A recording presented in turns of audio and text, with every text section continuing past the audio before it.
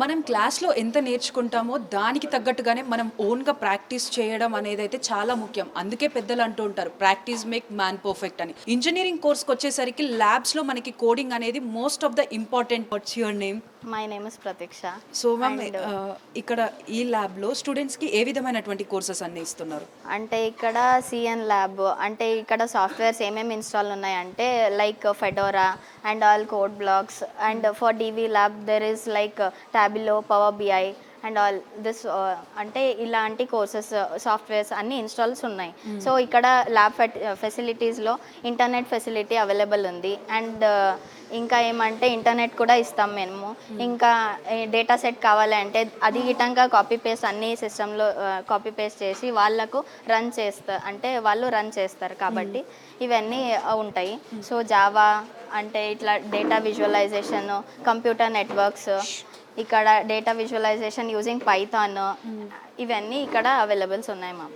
So అంటే ఇప్పుడు ఈ ల్యాబ్స్‌కి పర్ డేకి ఎన్ని బ్యాచెస్ ఆఫ్ స్టూడెంట్స్ వస్తూ ఉంటారు? అంటే ఇక్కడ 2 ల్యాబ్ అవైలబుల్ లైక్ కంప్యూటర్ అంటే 2 ల్యాబ్స్ అవైలబుల్ ఉన్నాయి. ఒకటి ఫస్ట్ ల్యాబ్ అండ్ ఇది సెకండ్ ల్యాబ్.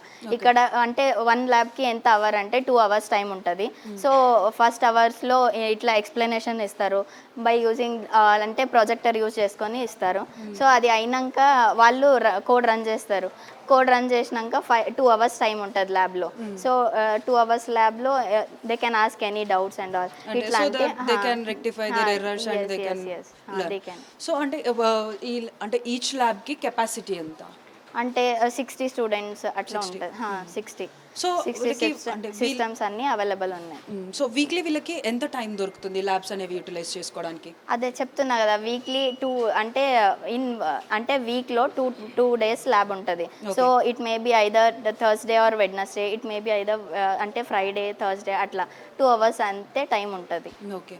సో అంటే ఇప్పుడు మనం చూస్తున్నాం కదా ఇక్కడ ఉన్న అంటే స్టూడెంట్స్ అందరూ కూడా సిస్టమ్స్‌లో కోడ్ అనేది పర్ఫామ్ చేస్తూ ఉన్నారు. సో ఇప్పుడు ప్రస్తుతం వీళ్ళు ఏ సబ్జెక్ట్‌కి సంబంధించినటువంటి కోడ్‌ని ప్రాక్టీస్ అంటే చేస్తున్నారు? ఇప్పుడు కంప్యూటర్ నెట్వర్క్స్కి వాళ్ళు ప్రిపేర్ అవుతున్నారు. సో వాళ్ళు అది కోడ్స్ రన్ చేస్తున్నారు.